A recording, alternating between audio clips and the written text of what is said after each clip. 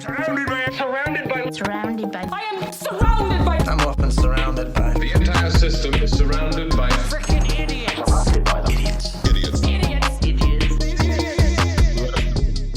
Hey, there we go. Hi, everyone. Hello. Here I am. That's the famous Miss Helene, everybody. The legend. The myth, greatest the sex legend. teacher of all time. If you can deal with us four, It was so much fun. We had such a good time. We are here today. The lady that is in front of you right now on this Zoom call is somebody who's very near and dear to my heart. Her name is Mrs. Helene Luce. She was actually our tutor, our teacher on the set of season 4 of The Wire. And we recently caught back up and we were talking for another 35, 40 minutes after we got off with the other guys. And we were just talking politics, talking the school system, talking all this stuff. And we were like, damn, this should be a podcast.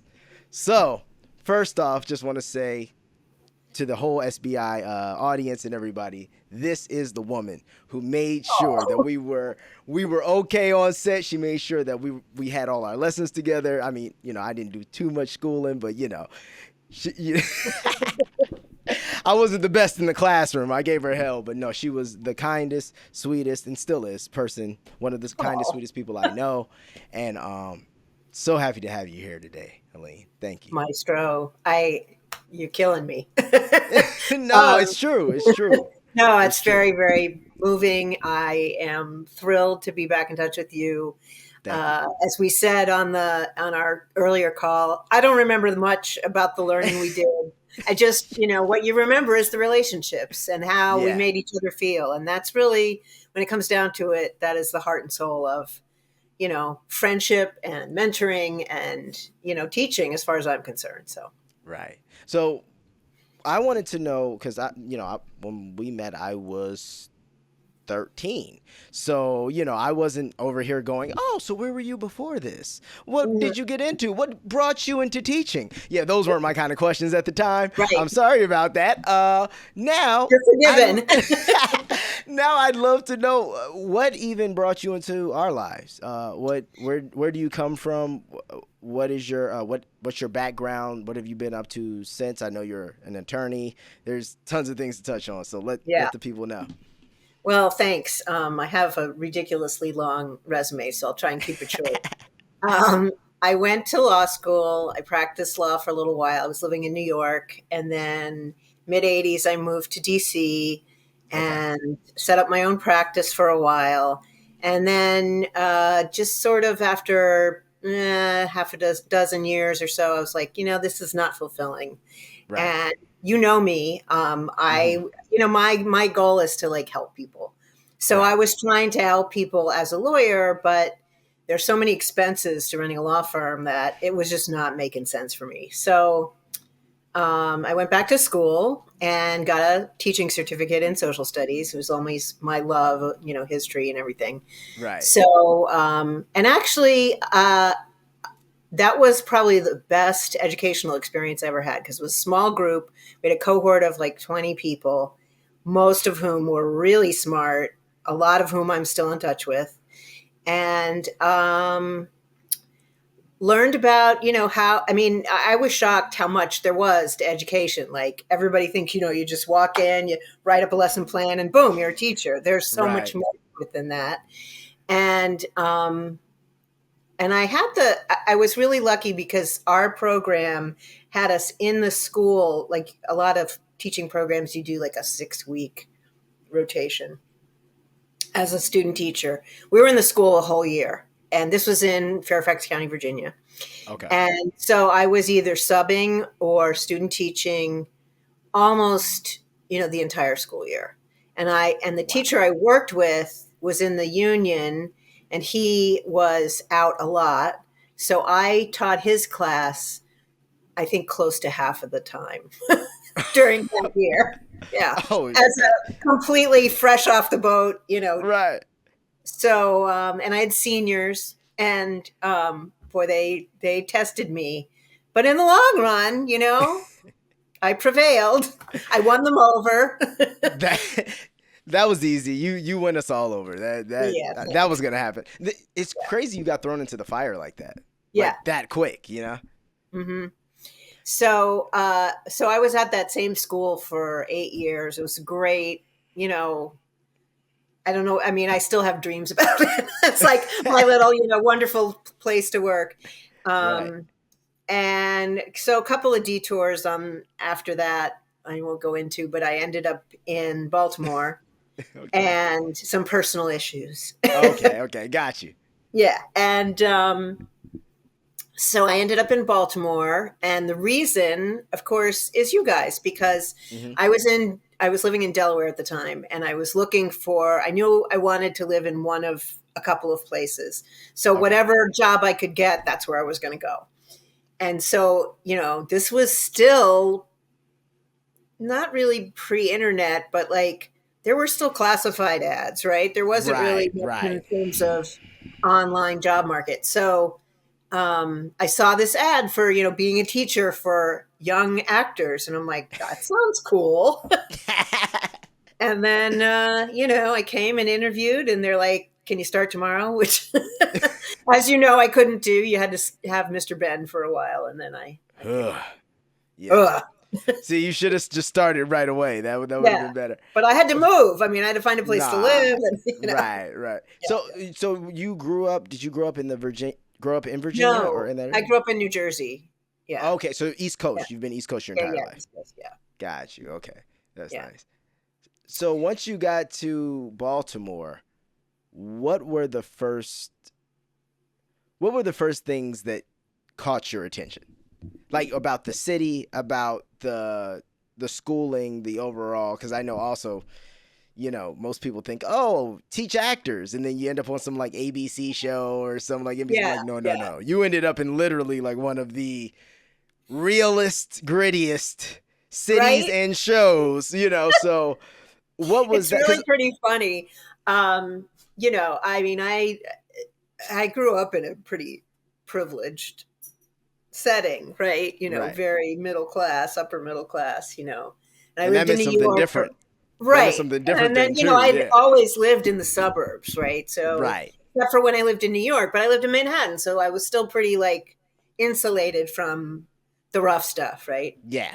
So I like our first day, we go out on that set, in that school trailer, and it's like all broken down houses around us. And I'm like, okay, I'm going to be tough. You're like, this is real. Yeah. I mean, we were out there right off of North Avenue, and it was the signs, and I'm meeting y'all in the parking lot. And, it was wild. I had been to Baltimore a few times, but visiting a good friend of mine, and we always went to the art museum or we were still in the nice parts, right? So this the Inner Harbor and the Galleria, right? The stadium, so didn't really see a lot. So this was, but I think that was. I kind of embraced it, it was sort of like, okay, it's time to, see, not to see how the other half lives, but like learn about other people. And it was really, it was great. And, I would walk from like, you guys would be on set at the school or something, and I'd walk over to, when it was lunchtime. And sometimes one of the guards would walk with me, and sometimes they'd just, buzz me and I, and everybody around there would say hello. And, it was, Baltimore's a really friendly city. I mean, there's more, there's some people who are like, ooh, white person, but for the most part, it's like, well, if you're not police or anything, it's like, all right, go ahead. Like no one's really paying attention. Yeah. And, and that's still true. I mean, I find that it's very easy to talk to people here. So it's a really good place to live from that standpoint. It's not fancy. I mean, there are fancy parts, but it's just Baltimore. The school system, on the other hand, I just rewatched, some of the episodes that we did, and it's not even an exaggeration. And that I don't think is all that different from a lot of school systems, or especially urban school systems. In Chicago, same way. Yeah, it's So No child left behind, but yet they are extremely left behind. We Yeah. don't leave them behind on paper. Right. That's what we don't do, you know? Right. So that whole thing, there was that one part where they're like, well, when they had like Julito's class and they were what do you mean you're not going to give them standardized tests? They're like, they're never going to graduate from high school. Are you kidding? Like, why are we wasting our time with this? And, this obsession with the standardized test, which, as you know, is like my number one pet peeve. It's like, if the kid hasn't learned anything, what is the point of testing them? And if you only teach them the stuff on the test, then you haven't taught them anything. Right. And you haven't taught them creative thinking. You haven't taught them problem solving, or any of that stuff. And they keep tweaking it. And it's the standardized movement has been on since you've been a baby. Oh, I took them. I had to take my SAT. Knew completely, had no intention of going to college, but that is what you do. You take the standardized test, and you get tested on these things that are not necessarily, like you said, they're not necessarily things you're gonna come across in life if you don't go into certain fields, But I'm assuming someone makes money off of it, right? I'm assuming it's a whole system, and that is why we must get the SAT books and we must get the SAT programs to take this test that really doesn't say much about who the individual is. Right. And that's the, tip of the iceberg. I mean, that's been going on for a really long time, but like the state tests, which they refer to as high stakes tests. I mean, the point of that was like, well, we don't want to graduate kids if, they can't do X, Y, Z. Okay. That's a noble sentiment. I mean, absolutely. Right. No child left behind. Every kid should graduate being able to like write a paragraph and do some basic math. But it's not the stuff that you need. Like you should learn how to, balance your checkbook. Haha. But it's so different because everything you just said, write a paragraph. I mean, now AI can do it, right? Right. Like it's gotten crazy because there's even things that I thought, people were telling me certain things were important, like balancing a checkbook. My dad was like, you got to know how to do this. Or, you won't always have a calculator, things of that nature. Whereas like now I have a phone. There's always a calculator. It makes you wonder though. It's like, is it all intentional? Is it intentional that they don't teach us certain things? Like, why am I learning about the sine and cosine of something, yet I don't understand how to pay my taxes and how to work the tax system? Right. And how to, apply for a mortgage or apply for a job. Or even understand that these are the things that you do. Like, even understanding, because if you don't have, it's one of the biggest issues. You see this disparity in systems, but a lot of it is, like you said, we shouldn't graduate a kid if they can't write a paragraph. But once again, whose fault is that? Yeah. Right. Is it yes, parental fault. We know that a lot of things come with home. A lot of things can come with home. Yeah. But if you send someone somewhere for how many hours a day, right, and they still don't learn these things, and then you say, "Oh no, well we can't move them forward," because why are the people teaching? Social promotion, right? They couldn't possibly leave. They say no child left behind, but the fact is that the school system cannot afford to keep all the kids behind that haven't mastered the material, because you'd have this huge backlog. But you need to, you meaning the school, the world of education needs to figure that out. They need to figure out, instead of just pushing kids, and then they're in 10th grade and and you have half the class who can write an essay and half the class who can write a sentence, And then they say, oh, but the reason we do it is because it hurts the child's confidence. Right. They don't want to be here. They're an old 8th grader. Everybody makes fun of them. No, they have to move on with their class. Yeah. Yeah. Well, they can have separate classes for kids who have not moved forward. Like they don't. But there's no money for that, and that's the nonsense. It's like, but we always have money for We got 400 million to send over to where. I can't say it on YouTube, but that is That is And the a whole huge industrial issue. complex of test prep. I mean, as soon as they started this test thing, oh, well, then we went to all these things where we were learning how to teach to the test, but not teach to the test. And, Right. teach to the test in dirty words, but that's what everybody's doing. Right. And, it's no secret. So, Right. but, you would think after all these years of all these statewide tests, and we're not any better than we were 25 years ago. At all. If anything, With all this we're worse. technology and everything. Yeah, No, we're not at worse all. off because kids have been, okay, so here's a good example. So when I was in Virginia, they put out these standards, and the standards, this is what you're going to teach. Right. This is what the kids need to learn. So, for example, the student will be able to explain the effect on Native Americans due to westward expansion. Okay, that's a good, something that a kid could learn, and it would apply to other things, right? Right. Genocide, whatever, And then the question on the test is, who won the Battle of Little Bighorn? Some random fact. Right. Nothing about the cause or the effect Right. or the, which one of these things was the biggest, result or something like that. It's like the questions were just trivia. Yeah. I think a lot of that though is they don't, like I said before, they don't necessarily want us. They don't want us to know context. Because once you understand context, you ask a lot of questions. And then you start to, and then you start to see thinking. and you start seeing patterns. Yeah. And these aren't things that, you want. And so I think that is why it's all about who won the Battle of Little Bighorn. That. Let's just Winners and losers. I know the slogan, remember the Alamo. Mm-hmm. But then if you were to ask me details within that story, I just know. And then what version of, yeah, exactly. It was in Texas. And what version of the story do I know?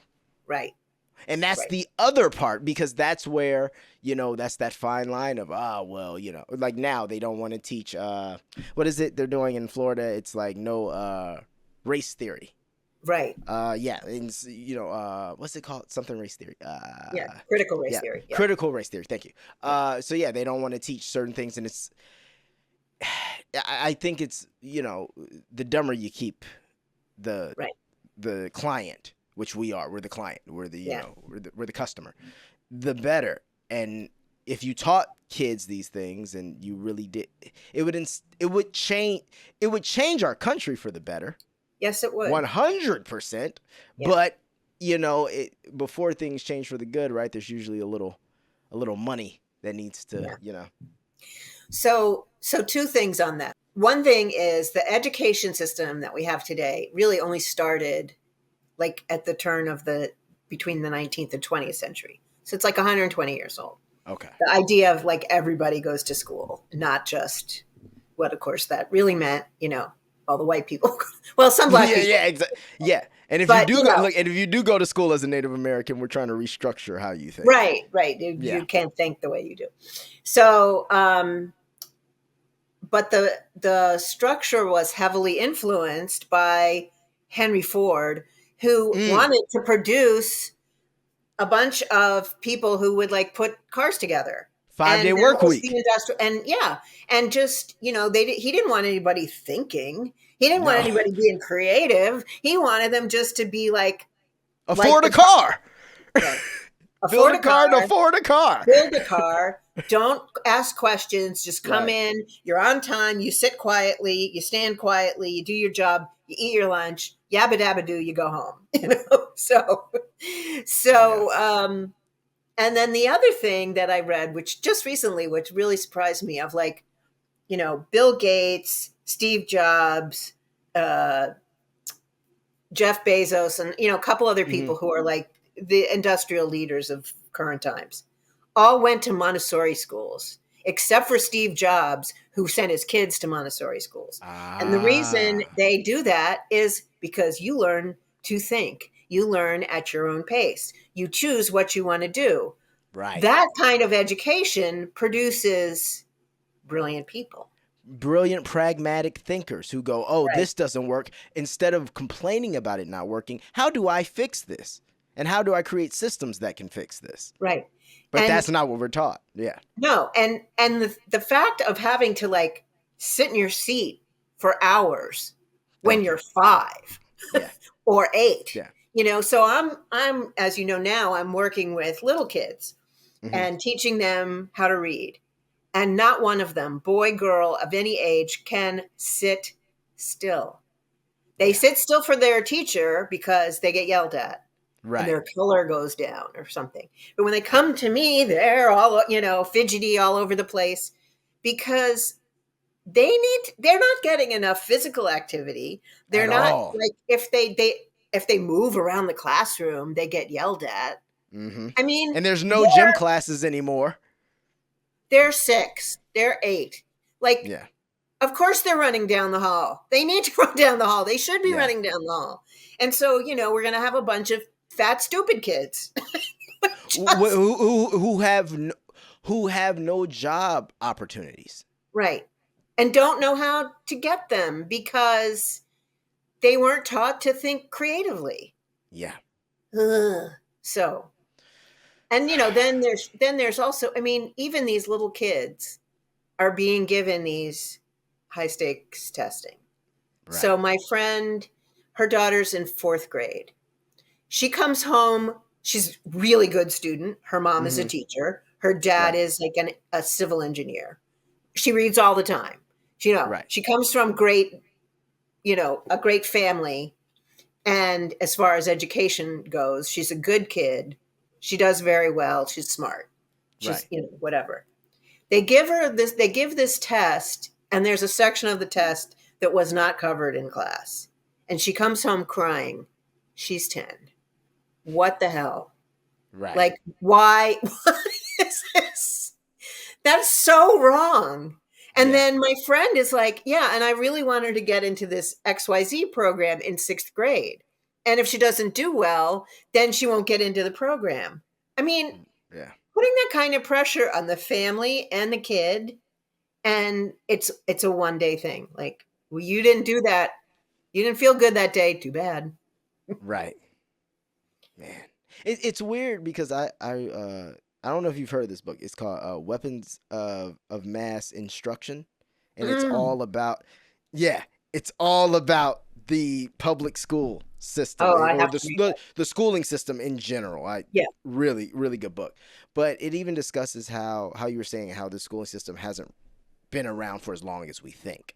So Yeah. you look back and you see kids used to actually go work when they were 12 years old. You know, when they were 11 years old, they were working with the family. You also look at it, and they discuss this as well. They say, what system does it make sense where, in theory, you disband the family to send your children somewhere to be with someone who, let's be real, how well could you have possibly vetted? Yeah. For hours. Right.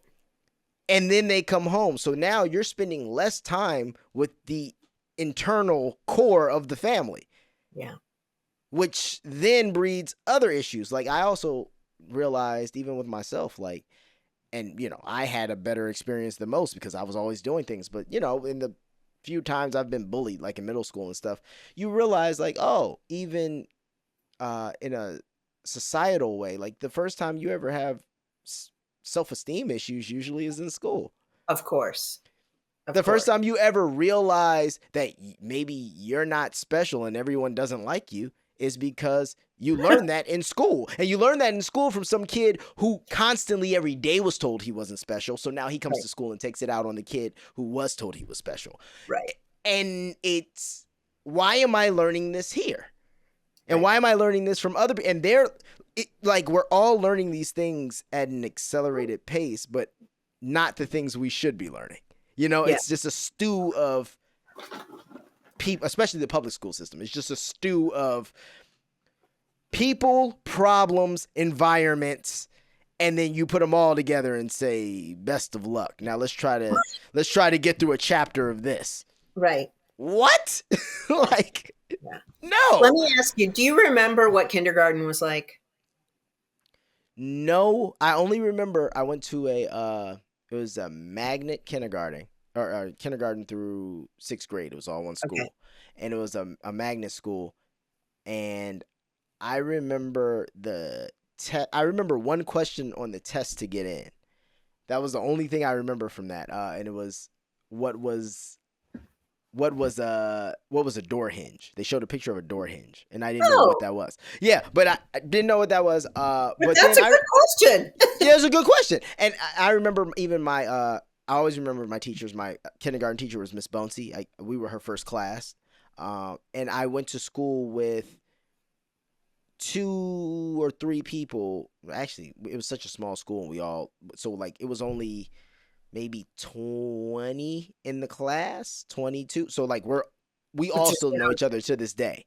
Yeah, like it's really cool. But yeah, but I don't remember like what I learned in kindergarten. I guess it's socialization to an extent. it should be. That's Yeah, exactly what it should be. I mean, I remember, we had snack, we had nap time, we right, had recess, and it was a half a day. It was like right, get out of your mother's hair for a half a day so she can go to the grocery store without you, right? And you learn your alphabet and, how to tie your shoes and a few other things. My right. kindergarten kids, first of all, 31 in a class. Whoo! 31. Wait, 31 kindergartners? Are you kidding me? Yes, yes. And there's 30 in the other kindergarten. So, no, could we hire another teacher so there could be 20, 20, 20, which would be the right size? Okay. Right. That's number one. But right now, of course, nobody wants to be a teacher because of all these things. So they can't get Hmm. enough teachers. All right. And they are learning. I mean, they're expected to be able to read, simple sentences Hmm. by the end of kindergarten. But this is sentences. This isn't like ABC. Like you're definitely supposed to know your whole alphabet, what all the letters sound like, and some Right. simple words in Hmm. kindergarten, right? Which used to Yeah. be first grade. But the math that they do is like she's explaining this stuff in multi-syllable words like dissociate. I'm like, what? What? And I mean, she explains it and then the kids know it, but they don't really know it. And can't you just say, break it into pieces? Because they don't comprehend. That's the No, issue. We try to teach so many things at such a high level, but then people know the their words. brains aren't ready. Their Yes. brains are not ready, right? Yeah. Like, and so another thing you probably don't know about me, but I was accelerated when I was a kid. So Okay. I was already reading. I moved into first grade in the middle of kindergarten. And for the rest of my schooling, I was 2 years younger than my entire peer group. Right. So talk about bullying, Yeah, I was just gonna say, were you bullied? you think? And, Ah, um, so intellectually, no problem. I right. mean, not to brag, but I did fine. Forget gym class. I Right. mean, physically, you're really behind at 2 years next to your peers. Oh, big And time. Yeah. and emotionally and like just how like now I see looking at teenagers and middle school like the difference between an 11-year-old and a 13-year-old in terms of maturity is Big. huge. Like Big. every grade until I got to high school and then it kind of evened out.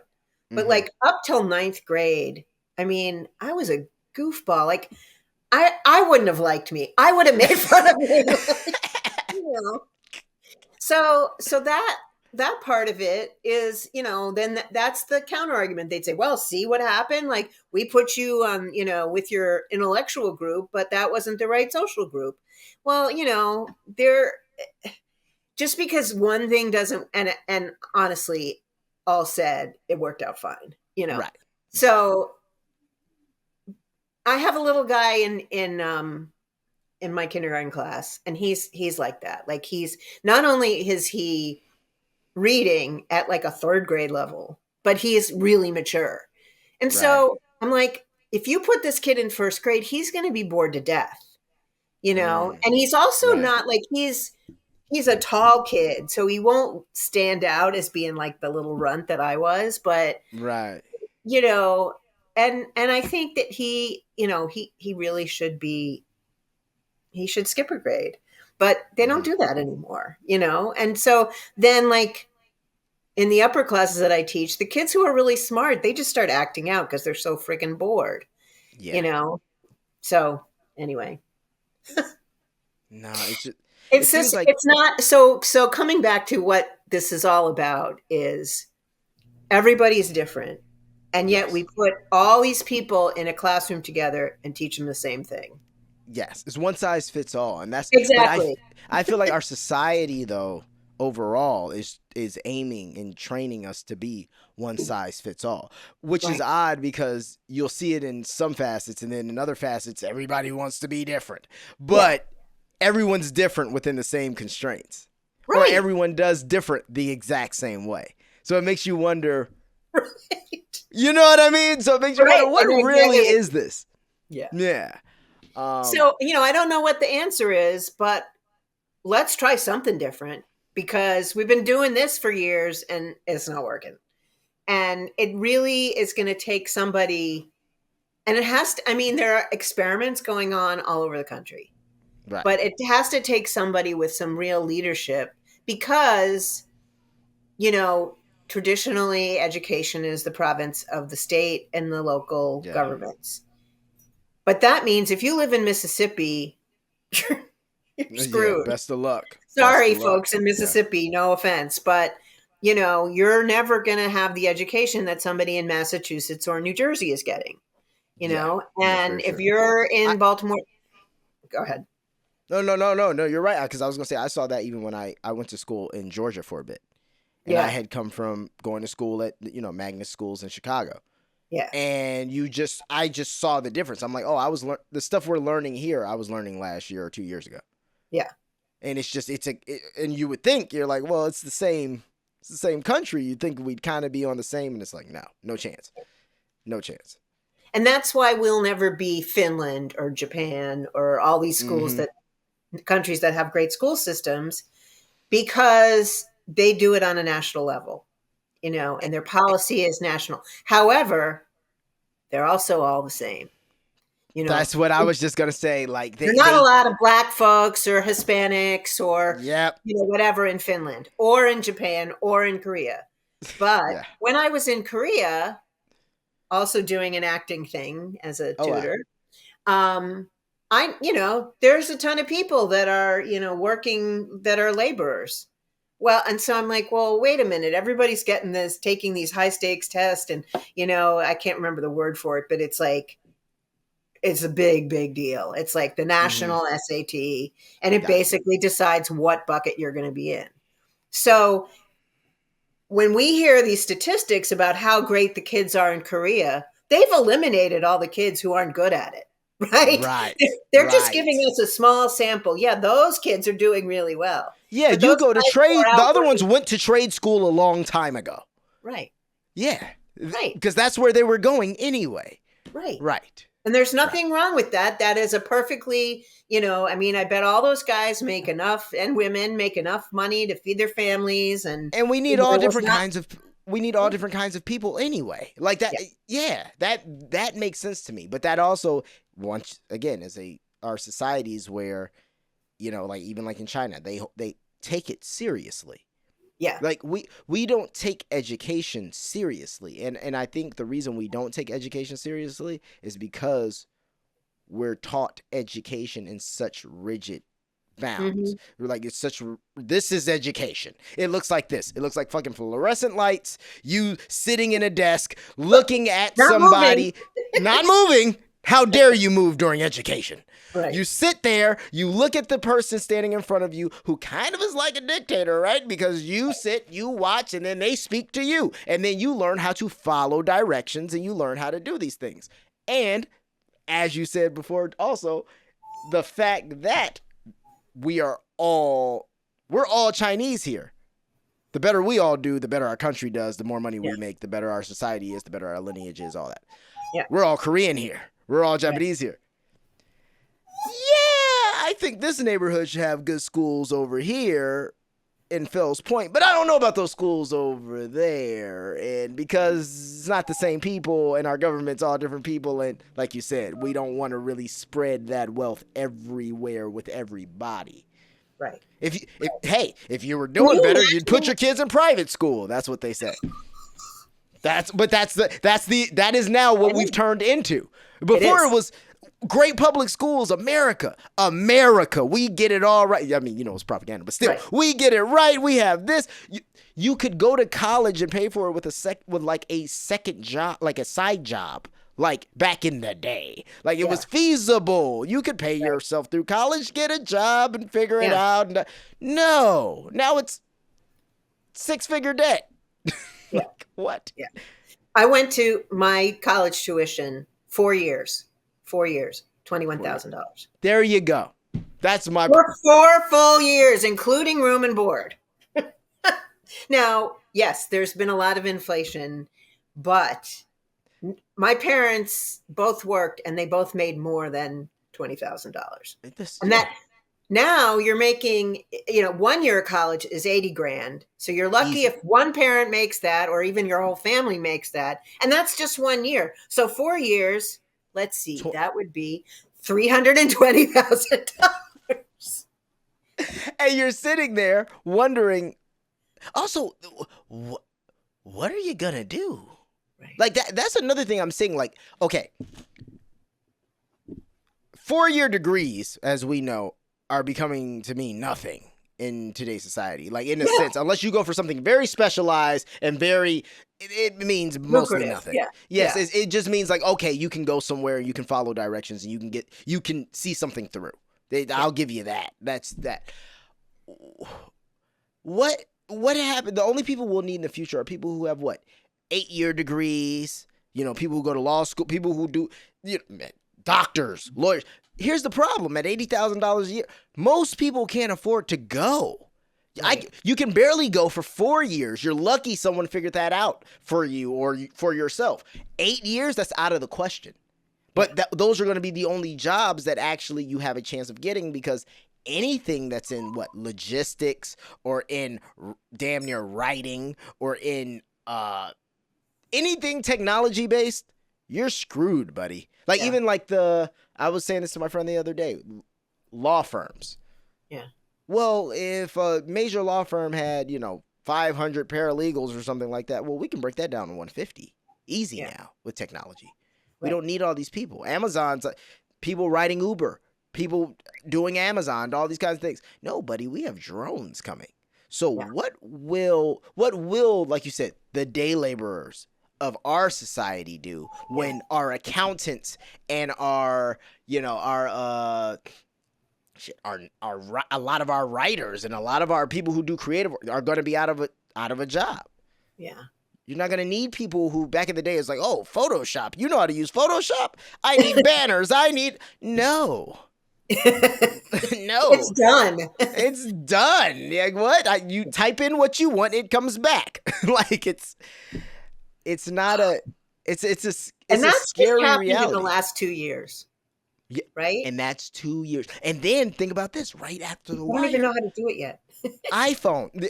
The iPhone changed everything. We had sidekicks when we were shooting The Wire. Right. Remember that? Yes. Right. Once we had the internet for real on your phone. Yeah. No, it changed.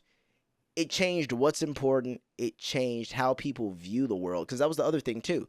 Back in the day, it was like, oh, well, yeah, there's people on TV and celebrities and whatnot. And then there's people who go to work and watch the movies. Right. There's athletes who are in the NFL, and there's people who watch them. Now we all have a TV channel, and we're all selling something and peddling something, and then we're wondering why no one has any money, because everyone's a business. If everyone's a business, how can you support other businesses? It doesn't work. And then nobody wants to go to work. I'm really pissed that I didn't give my dog an Instagram channel 5 years ago. Because he's really cute. But everybody else has them out there, and I need 100 likes. And, now now the dog is a damn influencer. Exactly. And that's be the funny thing, too. It's cute, but no. It's attention, and people have realized that now the barrier to entry has been lowered. So therefore, because there's a computer here, yes, I can make you a symphony without ever knowing how to play the violin. I can, I can maybe record something that doesn't look that great, but then I can use all these little filters and things like that to spruce it up. So now that everybody can do it, it's in the palm of everyone's hand. It's only going to get better. Like I always say, AI, all these things, they're the worst that they will ever be right now. Yeah. So I just look at the future. Okay, so when does... And yeah, what's the point? Like, what's the point of being talented? There isn't one. That's what I'm saying. There isn't one. Then now my question is, when do you think we start universal basic income? Right. Because there's no way. There's no way. Like, I think the trades are going to have a big boom. Like electricians, plumbers, like those are still things that like, we need, and people were sleeping on them because it was, I'm in the tech field. Yeah, right. No, go rot out a toilet, buddy. Like you'll get paid, but AI cannot do that. Cannot do that yet. Elon's little robots can't do that yet. But what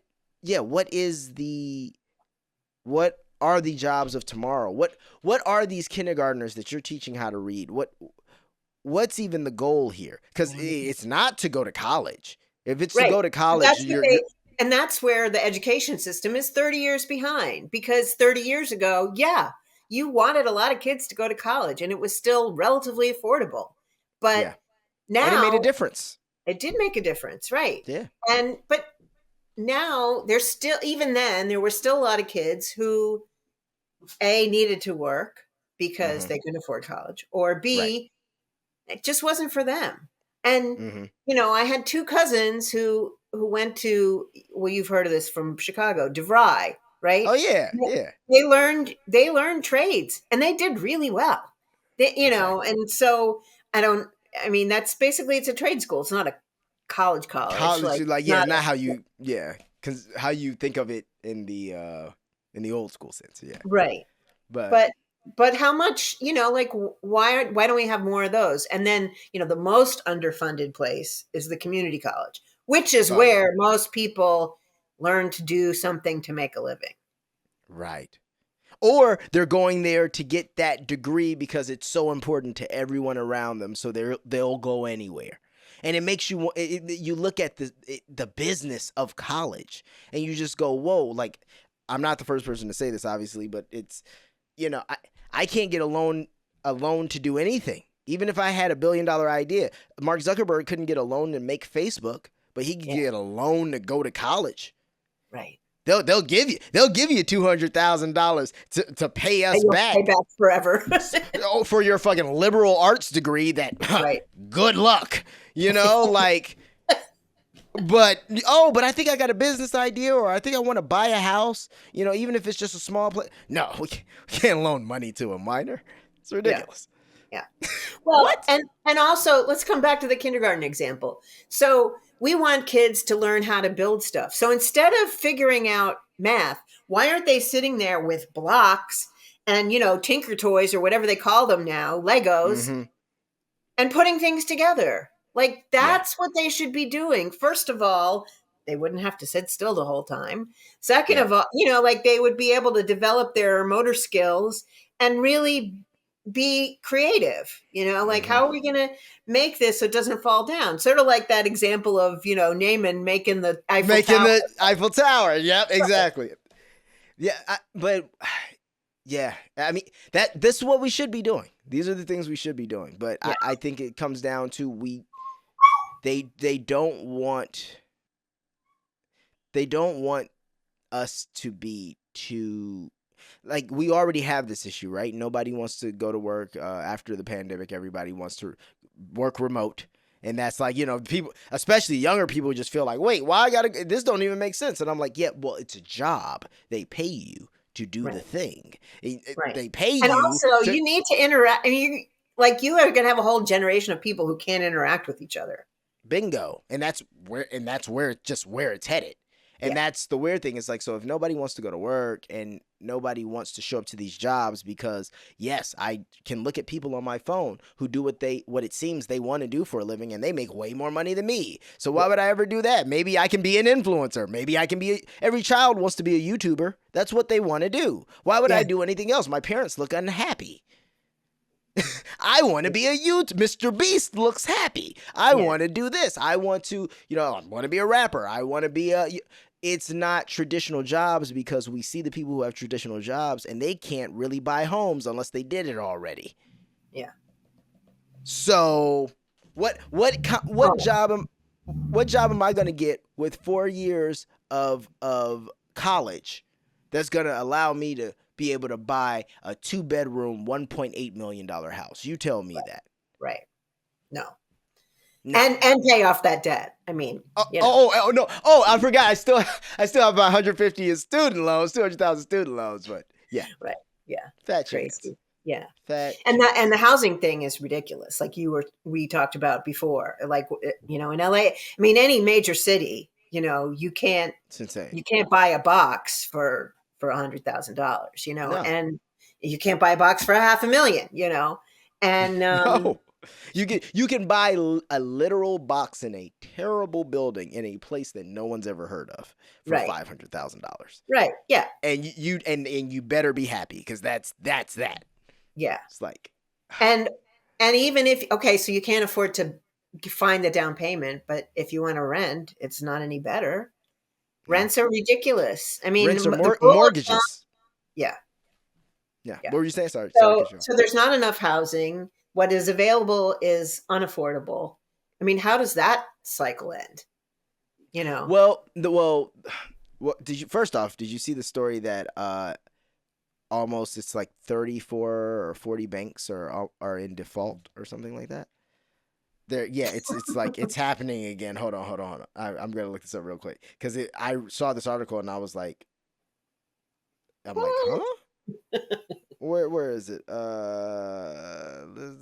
Bank failures in brief. Hold on. Twitter. I always have things on X. But yeah, I was reading somewhere it's like something bad is already happening, but I think it's because of, once again, we keep saying, oh, it's inflation. It's just inflation. And then they tell us, oh, well, inflation went down 1.2%. No, buddy. No. Not in the housing market. Not in the housing market. We exclude that, Yeah. Let me see. Where's the price of eggs has gone down, but how much? $3, $2-3. That was our room. Oh, well, eggs are down, so things must be okay. FDIC just reported that 63 banks are on the brink of insolvent collapse. Unrealized losses on available for sale and held to maturity securities soared by $39 billion to $517 billion in the first quarter. The surge was driven by higher unrealized losses on residential mortgage-backed securities as a result of rising mortgage rates in the first quarter. This marks the 9th consecutive quarter of unusually high unrealized losses since the Federal Reserve started hiking interest rates in the first quarter of 2022. Yeah. So, and then also you got to think a lot of people like the boomers and whatnot, like, they're going to have to get rid of their houses because they're going to have to leave. And I know it's a thing where me and my dad were talking about this the other day. I was like, it's crazy because you look at the economy and it was like, man, they're taking away all the things that were even fail safes. Like, think how many people in those generations probably never made a good investment in their life ever. Right. But they bought a house. Yeah. Oh wait, hold on. You're breaking up. Let me see. Okay. All right. Can you hear me? Yes, I can. Okay, we're back. Sorry, little technical difficulties. But yeah, when we left off, we were talking about, people buying a house in America, how things are changing. But I had sent you an article, so a lot of people on both sides, on the conservative side, their biggest issues. In that Pew article I had sent you, the conservatives basically say they're saying it's a lack of focus on core academic subjects and teachers bringing their personal views into the classroom. That's what they're citing as, the school system going down. Of course, that would be part of their answer. And then liberals are just basically saying that it's a lack of resources and parents having too much say in what their children are learning and in curriculum, which it's funny that because I can see, being on both sides. Yeah. Okay. The I was like, as a say, yeah. I mean, lack of money. That's an interesting subject because a city like Baltimore gets a ton of money from the state. It doesn't get that much money from the city, unlike most localities.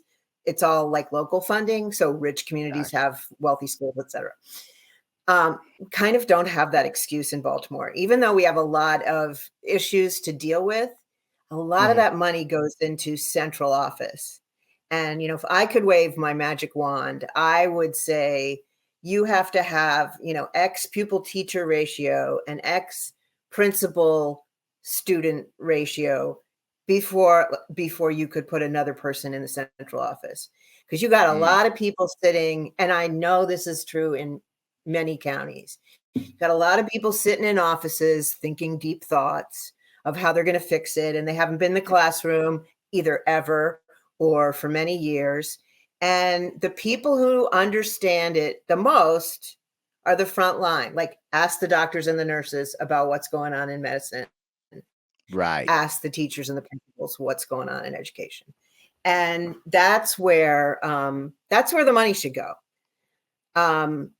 As far as core subjects, actually, there's an overemphasis on core subjects right now because, you're losing science and social studies to math and language arts. Not that math and language arts aren't important, but how do you put that stuff in context? Science and social studies. Right. So, and then arts. And phys ed. Those are those are non-existent. Right. Non-existent nowadays. Right. Yeah. And they're so important to activate those parts of your brain that make the rest of you go. Like, you have to have a balanced. We're back again. It's internet, even though it feels like it should just work. You know how this goes. Yeah. But I like what you were saying, how you were like, you need that meshing of things. Like it's just like anything else. You need a balanced diet. You need a balanced diet of education. You can't only teach. What were you saying? It's only math and that they're focusing on language arts. And language arts, where it's like, especially in the younger grades, because that's what they test. So right for the test as usual. Always for the tests. Whereas things like you're saying, like things like social studies. Especially in a time like this when people aren't really interacting the same way, and you don't have children, face to face, especially after the pandemic and all these other things. Right. These are important things. PE is important. Right. And I feel like that would create a different culture in schooling. Just kind of how the schooling I grew up with, obviously I'm sure they still got a lot of things wrong, but there was less technology to keep us in our own little bubbles. And there was more of a balance across, like you said, across the disciplines. Like, I had my gym classes. And as you were saying, those kids you're teaching who are young and they don't have any gym classes, and then you're telling them not to run down the hall. Well, something's got to give. Yeah. They're full of energy. Yeah. And we can't stop technology, but you can keep them off the screens by making them run around, and they want to run around, and they want to build things and, do things that, as I said before, hands-on activities. So. No, that makes sense. Do you think there's any do you see any school systems that you feel are getting it right, or even if in different countries even? Well, I don't know that much about. Well, we talked about that earlier because the countries that get it right have homogeneous populations. It's a lot easier to get it right when you have all the kids in Japan are Japanese. Okay, great. Right. You don't have a. So I think our melting pot / toss salad is a benefit and a burden. You do learn, if it's done right, you do learn a lot about different cultures by having different kids in the room, sure. And let's go back to Brown versus Board of Education, separate but equal is not equal. Facts. So, and that, even if we build great self-esteem for our kids who are, 98% Black kids in a school, they know that there's somebody else that's, not doing what they're doing. Right. Who gets it right is a tough question, because I know the school system I taught in Virginia was exceptional. It was diverse. It was more like teacher driven, but I don't know if it's still that way because it was right at the beginning of the standards movement. And so we were given a lot of freedom to, they're like, look, if your kids do well on the test, we don't care how you get there. And that's the way it should be. That's how it definitely should be. Yeah. Right. And so my thing was, having kids memorize a bunch of vocabulary words was not going to teach them social studies. Right. Using those words in context would give them the big picture. Okay, so my kids did a lot of hands-on activities. They did a lot of creative activities. We did vocabulary, but we did it in context. We did facts, but we did them, we did a lot of timelines. I mean, we did a lot of maps. These are skills that you don't see anymore. And I mean, that was, not to brag, but that was me. And I thought that was, a really, because, when people say history is just a bunch of dates and names, yeah, it learned is. It wrong. But if you don't know where the places are and why, Yes. why did Greece influence Rome? Well, look, they're right close together and they have this ocean Right. and they all landed here, and some of their time was actually like, you're reading the history book. It's like the parade of civilizations, we used to say, this comes, this comes. Well, a lot of this stuff was happening at the same time. And that's, that's an important thing to learn. So anyway, but I don't know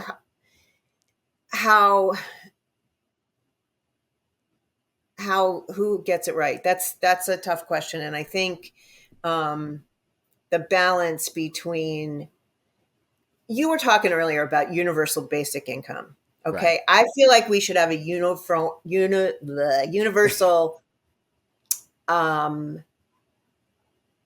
basic allocation for students in the United States. I mean, you're always going to have people that are going to add on to that. Right. But if you're a kid in Mississippi and your per pupil is $5,000 and in New Jersey it's $12,000, no matter what, those kids in Mississippi are just not going to get the same education. Right. And you got to put the money into teachers, and now with technology, we don't have to spend a lot of money on textbooks.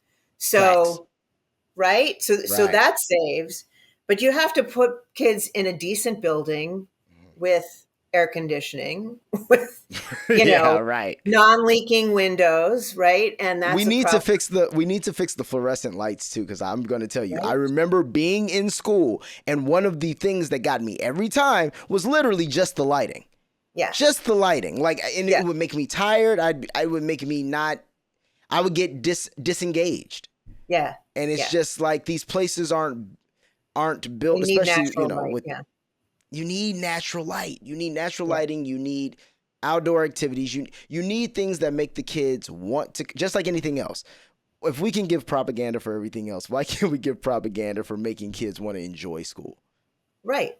And if we can spend gazillions of, and I'm not even going to talk about foreign aid, the military, and tax breaks for the corporations and the wealthy.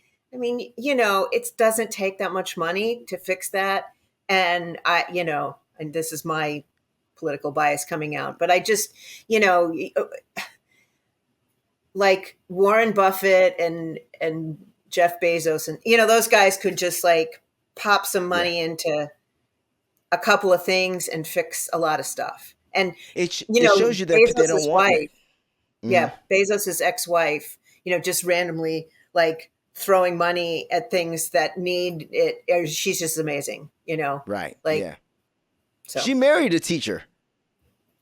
She divorced him very quickly, but she did marry him for a second, when she left Bezos. But we discussed this before. It shows that there's pieces of it that apparently, I don't know what it is, but someone doesn't care to get fixed. For sure, it's obvious, like you're saying, all the foreign aid and all the things that we're doing. There's that just one of those packages over to, that country that's near Russia, as we know. That could have taken care of quite a few school system woes. Mind you, the system I'm not needs saying to be that we shouldn't rebuilt. support them, but if there's enough money to do that, there's enough money to give every kid a decent school building and have one Thank you. teacher for 20 kids. And not only that, that also would help because if those children are getting that, right? If your entire country is getting that kind of education and they have better programs, then that creates better politicians in the future. And those better politicians make better policies, and that makes better, better it's economics. Kids who can get yes. better jobs and create better jobs and be Right. creative like And you are. So. thank you. But because I see it too, and it's as you say, it's not that we shouldn't do those things, but if you were to look at it as normal people, I never understood. I don't think any of us go handing out money to our relatives when we can't pay our bills at home. Exactly. And that's just, I understand helping others and I understand. But if we see, the homeless population, we see our school system is underfunded. We see our medical system is underfunded. Well, not underfunded, but yeah, the infrastructures are, but we won't put any money into fixing that. So, what is our benefit in helping others if we can't help ourselves? Because when we're down, good luck, Right. And that's just something that I feel you got to take care of home first. And that's, and that creates a stronger society, that creates, stronger future, stronger children who create a stronger future, but yeah, we're doing great, aren't we? Yeah. Well, we'll fix it, Maestro, you and me. Just the two of us. That's how we got to get it done. But I think these conversations are important, and I'm really thankful and grateful that I have someone like you to come on because these are the conversations I want to have because not only do I learn a lot, but I know my fan base or who like the show, they can learn a lot because these are also things that aren't discussed. Like turn on any news program. When do they ever talk about education? Never. No, they don't. And when they do, it's it's a buzz story. Just so they can talk about what are schools doing this time. Yeah, it's either a school shooting or it's school lunches are changing up in Southern Dakota. It's like what? Like what is this buzz story? Like no one cares. Or they tell you about the inspirational story of a kid over on the south side of Chicago came in and bought lunch for his entire class. Why is that his responsibility? This isn't a feel-good story. This is our system is broken. Story. Yeah, our system is broken, but we don't want to point that out. We want to say, hey, look at I saw a story the other day. It was this it was these older women who were retiring. And it was like, well, they're all getting together and they got a place. And now and it's like, this isn't, who wants to be doing that at 66? Living with roommates. Like, no, this isn't a feel-good story. Stop selling me this shit. Like, you know what I mean? Not like Golden Girls. It's no. And they will frame it in that voice and be like, well, I wish I had some friends like that. Me too, Luann. Well, at 6 o'clock.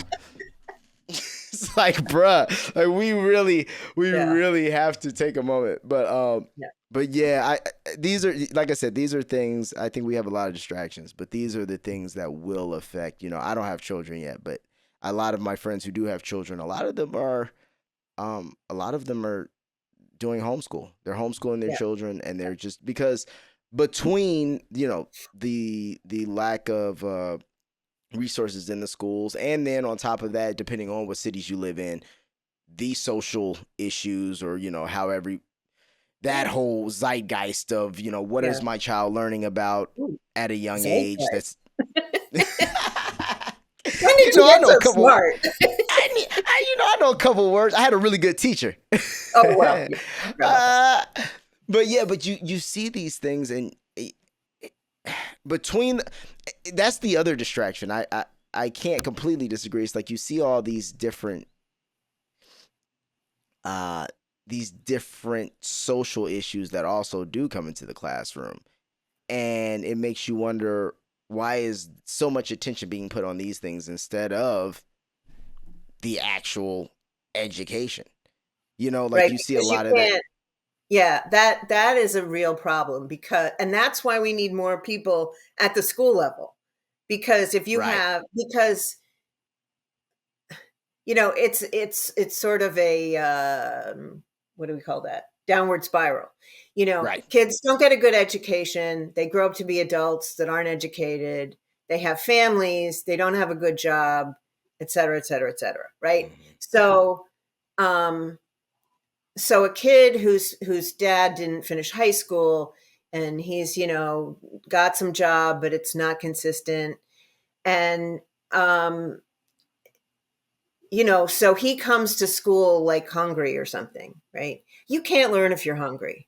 So the social issues are critical. Or like this kid, I hate to say, whose parents are like fighting over him because the Right. mother has a boyfriend who like beat the kid up and the father's trying to Right. rescue. And who loses in this situation? Of course, the kid is The kid. missing all this school because his parents are fighting over who should take care of him.